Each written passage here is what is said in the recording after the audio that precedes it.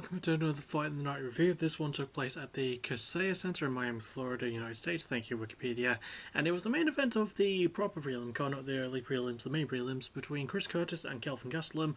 As always, I'm going to try and break it down and remember as much as I can. Spoilers, it probably won't be a lot. But, you know, we'll see what clicks in my brain as we go along, so let's go. We begin, obviously, with round one, and Kelvin is the one starting to put the pressure on Chris pretty early. He's opening with some really good leg kicks. In fact, Chris only throws a couple of leg kicks, but it's mostly Kelvin that throws the kickeries to the leggeries. I don't know why I said it that way.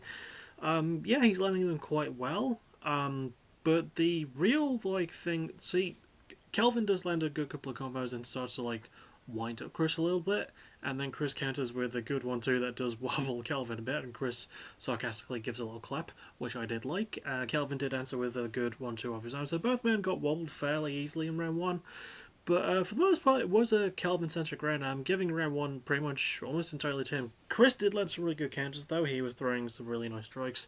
And even though Kelvin did open a cut above Chris's left eye, his right eye, the blood mostly fell to his cheek, so it didn't really impact his vision. Well, not in round one anyway. We'll get to that in a moment. Yeah, Kelvin was landing some really good overhand lefts, and while it was hurting Chris, he was able to roll with it and managed to get out of the way. And Chris's defense throughout this round, and obviously throughout the entire fight, was really good. But Kelvin was definitely the one landing more. He was a bit more active. He was also a bit more versatile in his attacks, so I am giving round one to Kelvin. We then get to round two, and it doesn't take long for shit to pop off, although it does look like Chris is pretty out of it. Initially at first, him and Kelvin start throwing a lot of stuff together. They throw a lot of really good overhands. Chris is looking for his good counter right, and then he's seeking a counter left and right uppercut combo that he does get, I think, about a third of the way through round two.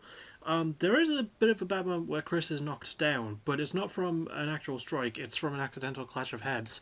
And he does start to sort of turtle up, and Kelvin, who didn't realise the clash of heads, and I think from Mark Goddard's angle, who is usually a great ref, I think it was just because the angle he was stood at was bad.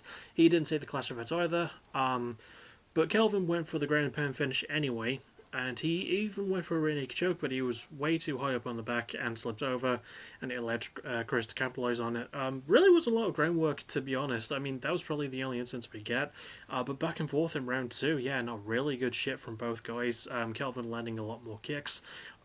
Sort of going for the head quite a bit. He does hit Chris pretty fucking hard a few times. Chris gets Kelvin back pretty hard a few times. The cut is a little bit worse, but again, mostly to the side of his face, so it's not covering his vision, because that can be a nasty thing when it comes to eye cuts. And Chris is landing his combos pretty well. He's starting to pick up speed near the end of round two as well. Although, having said that, it's a fairly even round. Both men get knocked down pretty badly, both men get wobbled quite a bit. But I would probably give round two to Chris just because of his more versatile attack, compared to Kelvin in round one, and also because Chris finally started landing the body shots. He was landing quite a few of them. I think a couple of them did stun Kelvin a little bit, but Kelvin was able to stay in the pocket. He hung in there, and he was trying to get into a brawling situation, which is something that his corner was warning him against. But yeah, it made for a very entertaining second round. A very back and forth second round. It is very difficult to call a winner, but I am leaning more towards Chris, although I wouldn't disagree if people said Kelvin won round two either. We then get to round three, and it feels a bit clear that both men did sort of spend a lot of their energy in round two because they're both pretty goddamn tired. Although one thing I did notice fairly early on is that Chris, it was a problem before he even stood up from his stall, but the cut on his eye seems to have been flowing down here, because multiple times in round three he wipes his face to get some of the blood away. Which seems a bit strange, because I don't think his cut was as bad in round two. I just think maybe the cut man or someone in his corner didn't wipe it away properly. It feels like a very plodding round for the most part. Both guys sort of landing every now and then, but both taking a lot of breaths because they're both knackered after the show they put in round two. Kelvin lands something pretty big. He even goes for a takedown near the end of the round, actually, but he just pushes Chris against the cage, really, so there's no takedown, and it's just Chris showing his really good defense. He had good head movement in round one, and especially round two. In round three, a bit less so, but Kelvin is still, a bit more bouncy going into round three.